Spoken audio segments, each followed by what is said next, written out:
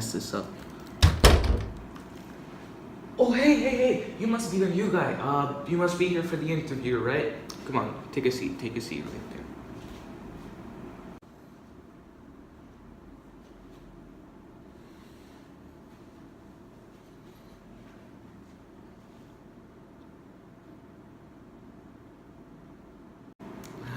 Let me just pull up your information. Yeah.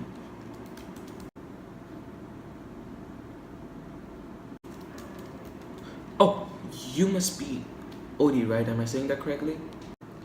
Yes, my name is Odie, but you can call me Odison or Odie.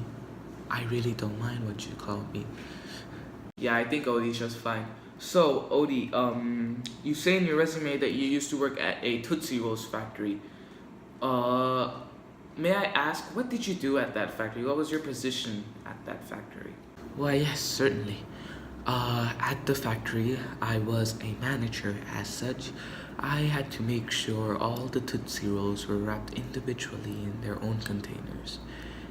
If anyone wasn't, I would just slide my knife, I would slide all of them into the basket of rejected ones and resume my job. I'm sorry, what? Okay, moving on. So, I assume before you signed up, you realized that we're not a big company. We mainly work for small scale commercials and everything. And the position that's open is the director, and I assume that you signed up for that. So, based on your past work experiences, why do you think your qualities would be suitable for this position? Based on the practices of my old job, I have a very keen eye, which means I can spot out mistakes pretty easily. And I've been in this line of work before because I was chosen to do a commercial for the Tootsie Rolls. So I know some very good remote locations where we can film sometime. Wow, that's great. You've been in this line of work before. Have I seen that commercial before? It's unfortunate to say that that commercial never made it on air. It didn't follow Tootsie Roll guidelines, which are pretty stupid in my opinion. So what were the contents of that commercial? So, the commercial begins with a man being tied up in a chair in one of the remote locations I was talking to you about. And then another man with a really disturbing smile comes into the shot. The man with the creepy smile starts torturing the man tied up into the chair. The torture methods includes electrocution, putting the knife in and out of his thigh, and also there was one scene where we had to put a fishbowl filled with poisonous spiders on his head. One reason I don't think it aired was because of the workplace accident that had happened, because someone didn't tell me that the spiders were actually real. But then, at the end of the commercial, this is when it gets really good. At the end of the commercial, we had the man with the creepy smile asked him, "What's your last wish?" And the man tied up, almost dying, he says, "Give me a Tootsie Roll."